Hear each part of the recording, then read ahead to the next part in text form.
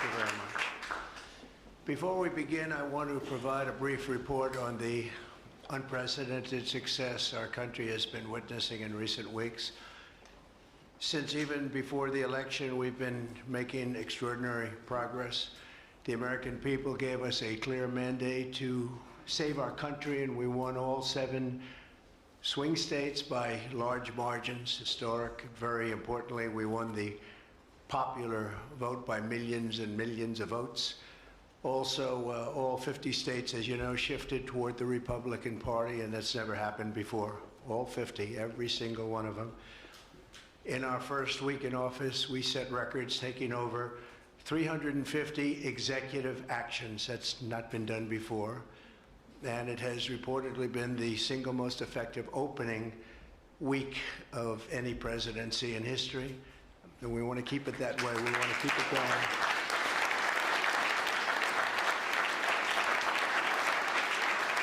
We want to keep it going. We've broken from decades of failed Washington policies and restored common sense and sanity to our government.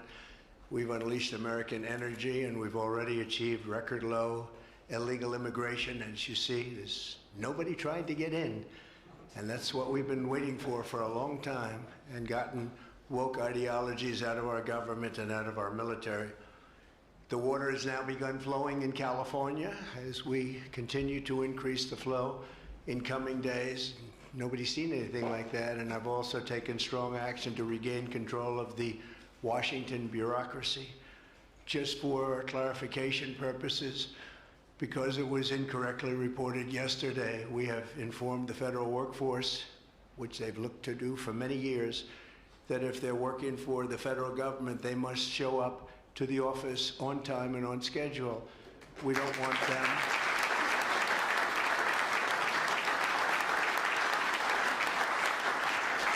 We don't want them to work from home because, as everyone knows, most of the time they're not working, they're not very productive, and it's unfair to the millions of people in the United States who are in fact working hard from job sites and not from their home. As federal employees, they must meet a high standard. They're representing our government, they're representing our country. If they don't agree by February 6th to show up back to work in their office, they will be terminated, and we will therefore be downscaling our government, which is something that the last 10 presidents have tried very hard to do but failed. Most of the people we're talking about have not been going to their federal offices in many, many years, from even before COVID. But they have nevertheless been paid. Some have worked, some haven't worked, and most of the studies say that some have just gone through the motions.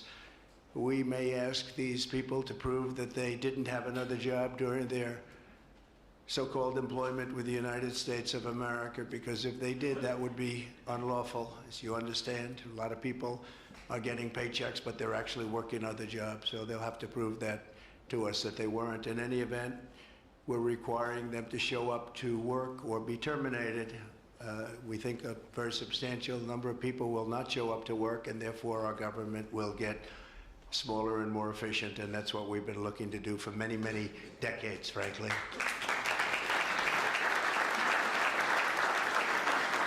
Thank you. In addition, there was a short-term pause or funding freeze on certain discretionary spending payments, such as government grants, only for us to quickly look at the scams, dishonesty, waste, and abuse that's taken place in our government for too long.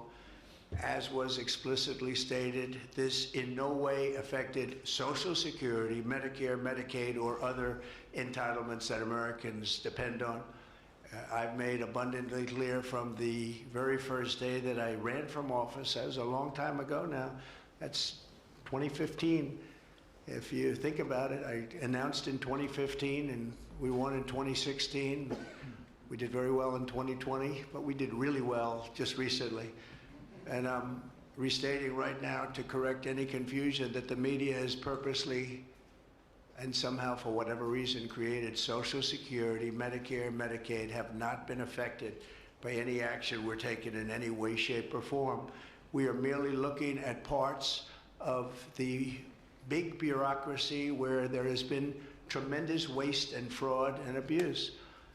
In that process, we identified and stopped $50 million being sent to Gaza to buy condoms for Hamas.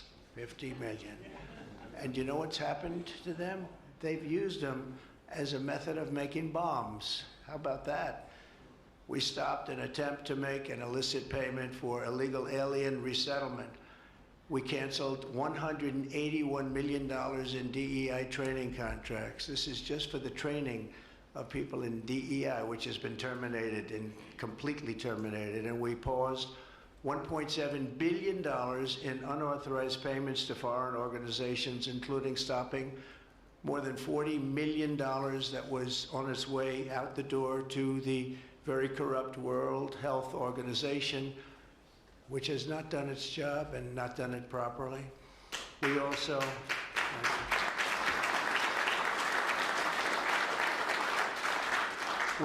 blocked $45 million for diversity scholarships in Burma. 45, that's a lot of money for diversity scholarships in Burma. You can imagine where that money went. These were the types of payments, and many others. I could stand here all day and tell you things that we found, and we have to find them quickly because we want the money to flow to proper places. But these were the payments and types of payments affected by the temporary freeze, and the American people strongly support these efforts. I talked about it during the campaign, and they voted for us in record numbers. Every single day, we're now putting America first and fighting to get the most out of every single tax dollar for our great citizens. We've gathered this afternoon to take another historic action. However, in a few moments, the Laken Riley Act will become the very first bill that I proudly sign into law as the 47th President of the United States.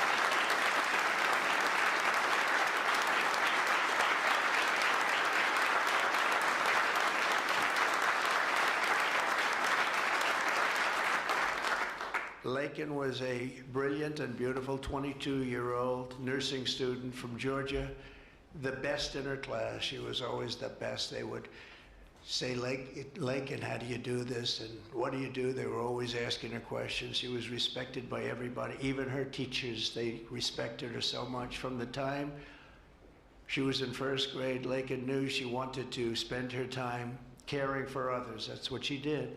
To her friends and classmates, she was a light of warmth and kindness in every single room. To her parents and family, she was everything in the world. They've had a miserable period of time. Just after 9 a.m. last February 22nd, Laken went out for a jog on the campus of the University of Georgia, but she was just never returned. She never came back, did she, huh?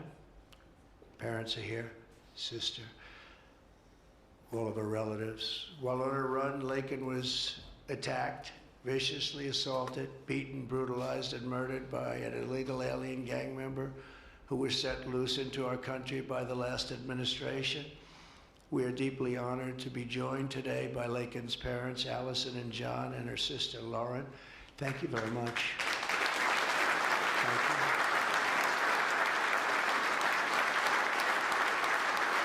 So sad.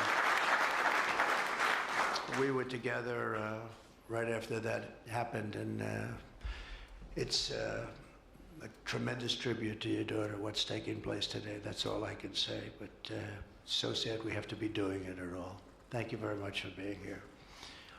To Laken's family, we will keep Laken's memory alive in our hearts forever, everyone's hearts. With today's action, her name will also live forever in the laws of our country, and this is a very important law. This is something that has brought Democrats and Republicans together. That's not easy to do. Laken did it. Laken did it. America will never, ever forget Laken Hope Riley. The vicious criminal who murdered Precious Laken was an illegal alien member of the barbaric Venezuelan prison gang known as Tren de Aragua.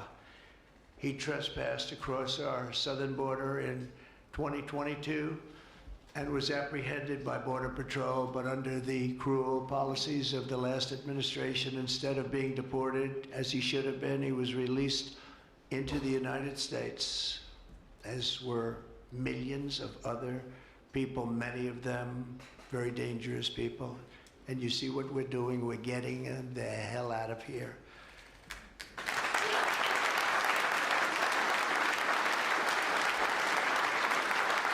He was soon arrested again in New York City on charges of endangering a child, but because of New York City's deadly sanctuary policies, as we have in California and many other places, which we're ending, we're going to end them, he was released again to reoffend.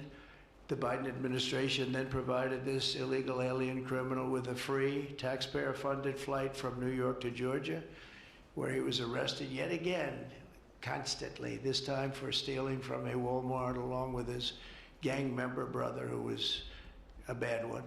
Only after being released a third time by the U.S. law enforcement did this cold-blooded criminal go out in that fateful morning, hunting for women on whom to prey. That's what he did. He hunted. It was like a hunter. I'm going to show him who the hunter is. This horrific atrocity should never have been allowed to happen. And as president, I'm fighting every single day to ensure that such a tragedy never happens again. We don't want this to happen.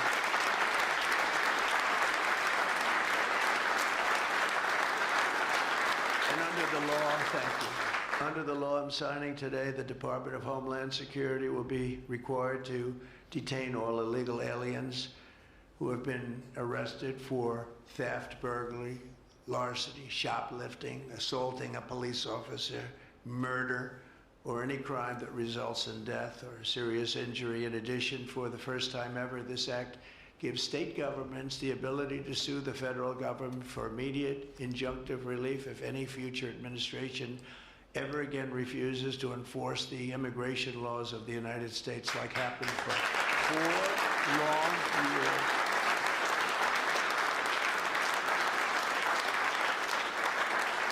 And that was happening for 4 long years, frightful years. Amazing. You'd say, how can people do this? How can they allow this to happen? How can they allow criminals to pour into our country and then try and defend it? And they're still trying to defend it, but they can't. That's why I'm here instead of somebody else, actually. It's the biggest reason. I believe it's the single biggest reason. Inflation was horrible. Many things were horrible during that administration. When you look at what took place in Afghanistan, the way they got out, not that they got out, but the way, so many things were horrible. But to me, this was the worst of all. It's a landmark law that we're doing today. It's going to save countless innocent American lives. I want to thank every House Republican, every Senate Republican, as well as the 12 Senate Democrats and the 48 House Democrats who voted to pass this vitally important bill, and many of them are with us today, and I really do appreciate it. And I very much especially appreciate the bipartisan support. The Democrats, really a big percentage of them came through, and plenty of them wanted to. They probably felt they couldn't, but they really wanted to. That they don't understand that would have made them a lot more popular, would have made them a lot better with their people. The ones that didn't are going to be sorry, because the people are not going to forget that they wouldn't sign. This is a perfect, incredible tribute to an unbelievable young lady. We're joined today by many great supporters of our new strong border policies, and they are indeed strong, including Vice President Vance, thank you, JD, Secretary Scott Bessent, who just got approved, by the way. Where's Scott? He just got approved. Scott, I'm very impressed. Got a lot of Democrat votes. Yeah.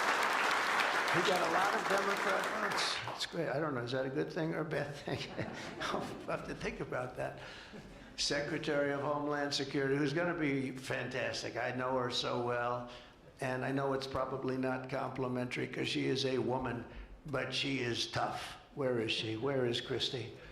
Christy, great. Stand up, please. You have such an important job to do.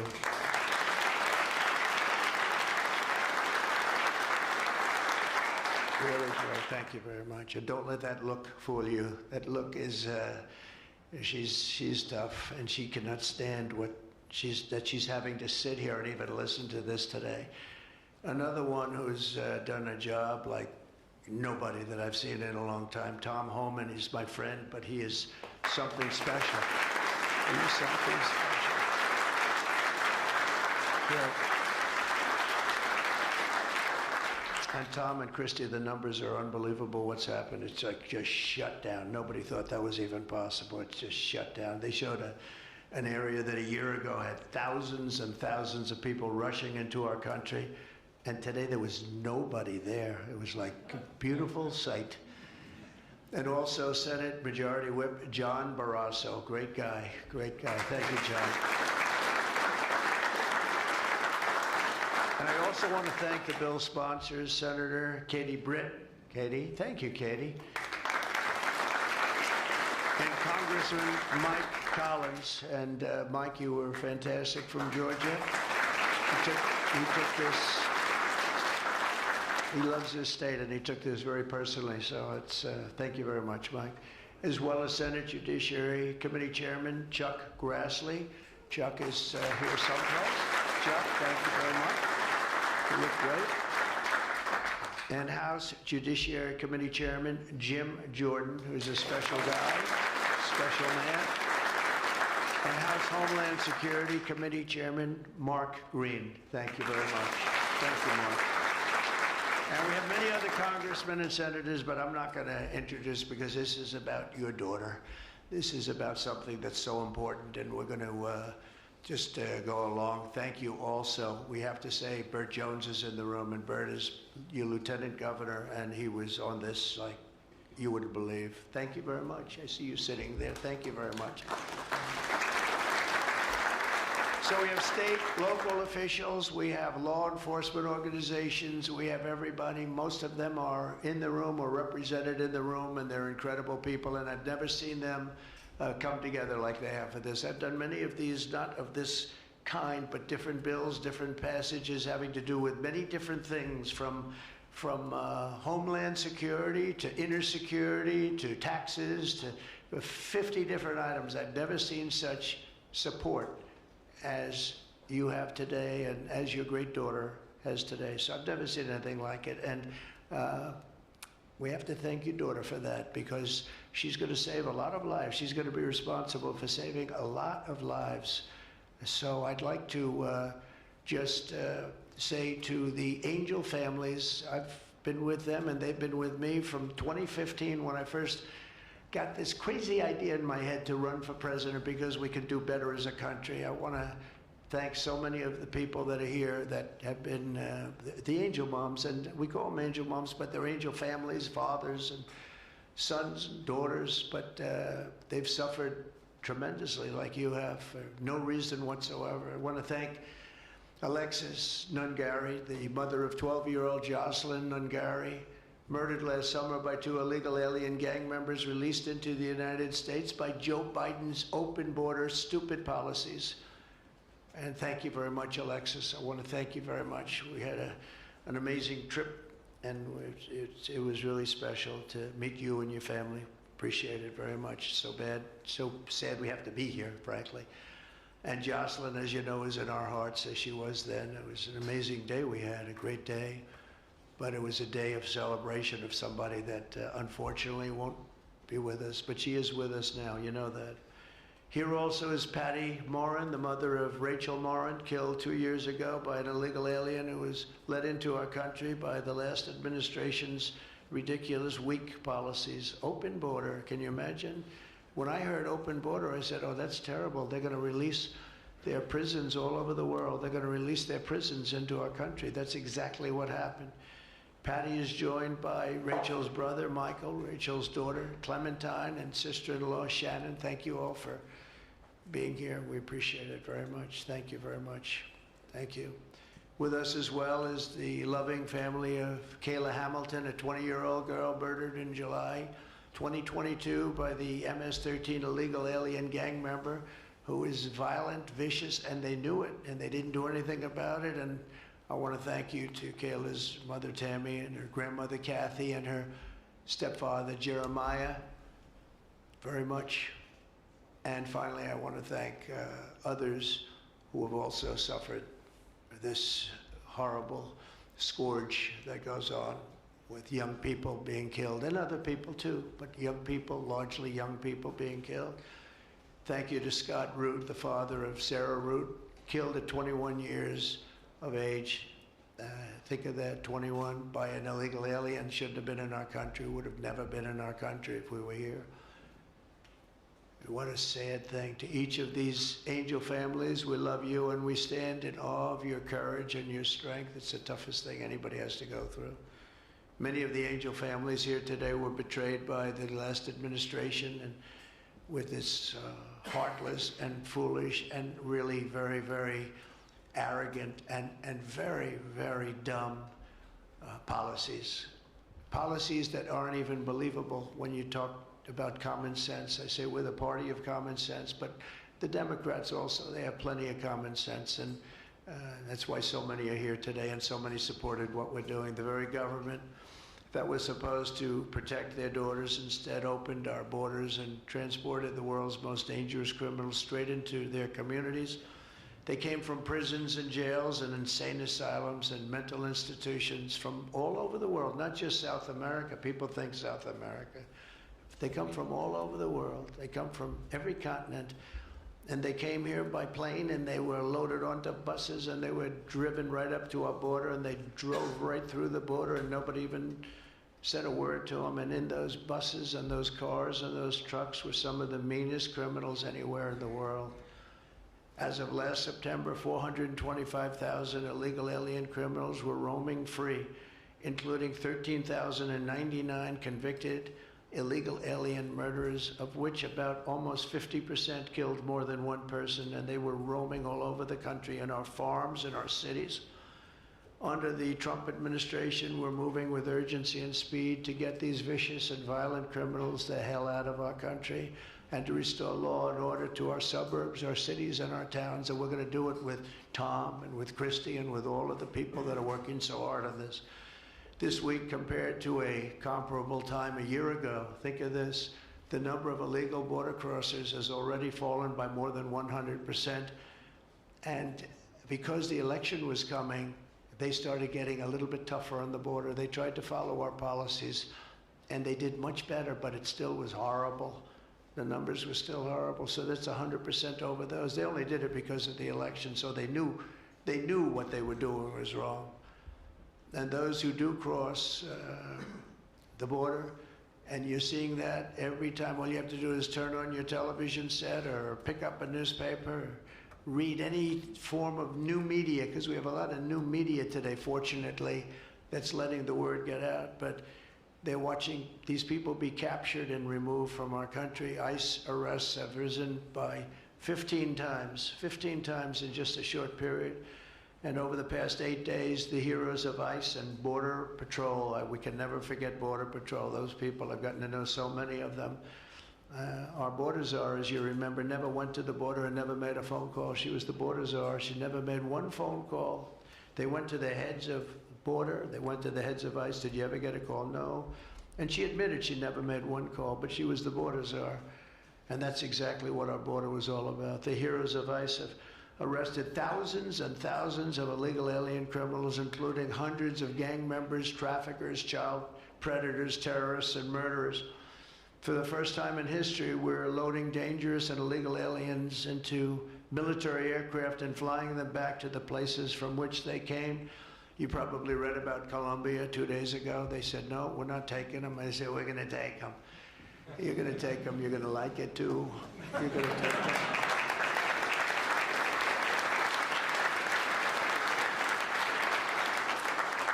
They talked about, we're not going to take people that are in shackles. I said, well, but the people that are in shackles are murderers, they're drug lords, they're rapists, they're very tough people. They make our criminals look like very nice people. That's about the only thing that comes out of this. And I say, could you imagine you're a pilot on the plane and you have your co-pilot and you're sitting there and you have 150 people, no shackles, and they like to murder people? This would not be a good flight. So Colombia apologized to us profusely within an hour. based on something I said, meaning you're going to pay tariffs like nobody's ever paid tariffs before, but they actually wanted to terminate his position. They're essentially Congress met and they were very angry with them, but they actually said they were going to send the presidential plane to pick up these criminals and to bring them because they didn't want to inconvenience us or have us do a second flight, and that's what they did. And I appreciate it, and I do appreciate the people of Colombia are wonderful people, and the representatives really acted well, and I appreciated they took back that tough talk. But, you know, we may have tough talk from others, but it's not going to mean anything. They're going to all take them back, and they're going to like it, too. They're going to like it. They're going to take it back, and they're going to like it.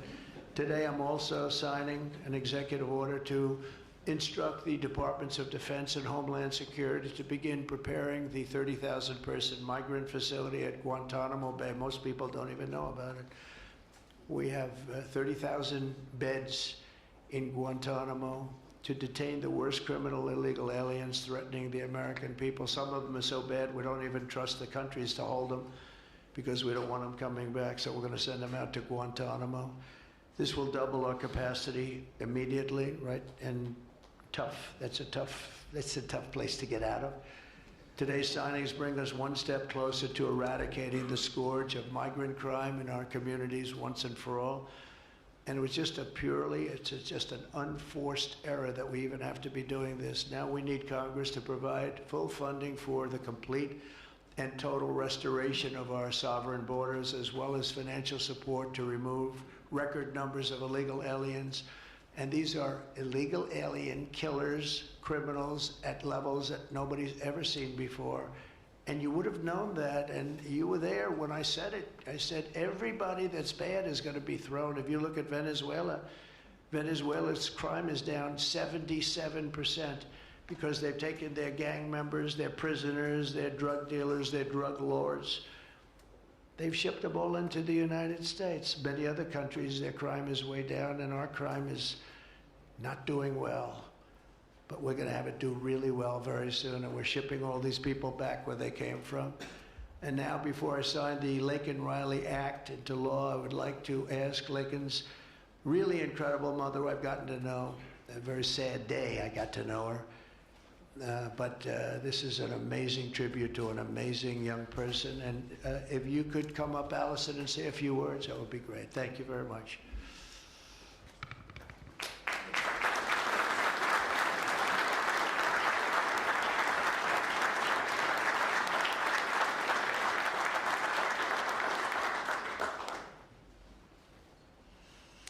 Thank you.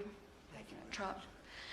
We would like to thank Senator Katie Britt for her diligent bipartisan work to get this bill through the Senate. We'd also like to thank Congressman Mike Collins for his unwavering passion and for leading on the Laken Riley Act from the start. Our family will forever be grateful for the prayers of the people across our nation and for helping to get this legislation into law. We also want to thank President Trump for the promises he made to us. He said he would secure our borders and that he would never forget about Laken. And he hasn't. He's a man of his word. We trust that he will fight for the American people. Most importantly, I want to thank our Lord and Savior, Jesus Christ, because without his sacrifices, Laken's story would have ended on that horrific day that she was taken from us. But because of him, we can continue living knowing that we will see Laken again. There's no amount of change that will ever bring back our precious Laken. Our hope moving forward is that her life saves lives. We're so thankful that her passion for helping others and her legacy for doing good in the name of Jesus Christ will carry on. Thank you.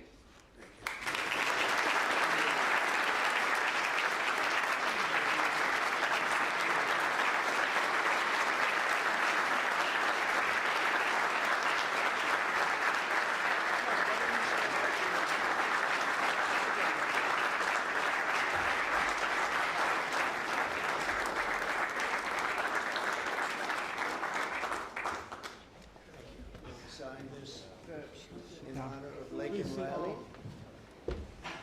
on up here, some of the people that we love that have been so instrumental.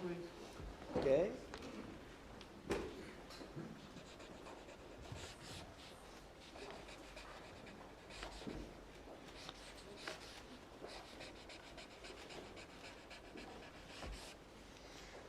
Okay.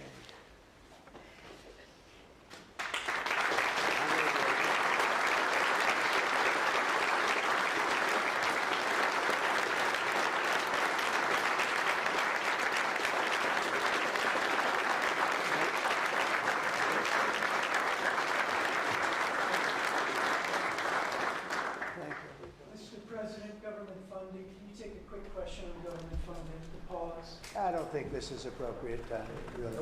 I respect that, but I don't think it's appropriate. I can just tell you government is doing very well, and we're cutting way back, but this is not the appropriate time. Thank you.